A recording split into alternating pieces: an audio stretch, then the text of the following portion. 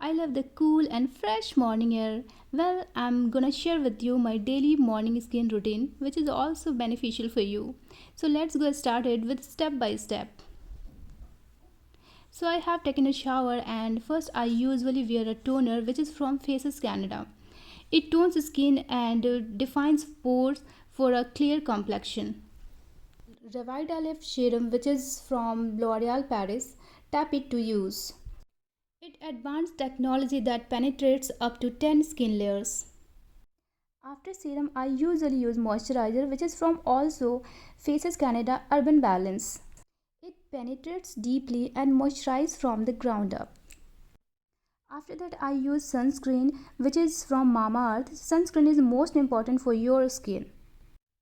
Sunscreen helps prevent sunburn, skin cancer, and premature aging.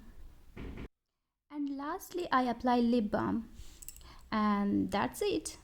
You can also keep your skin healthy and beautiful by following this step.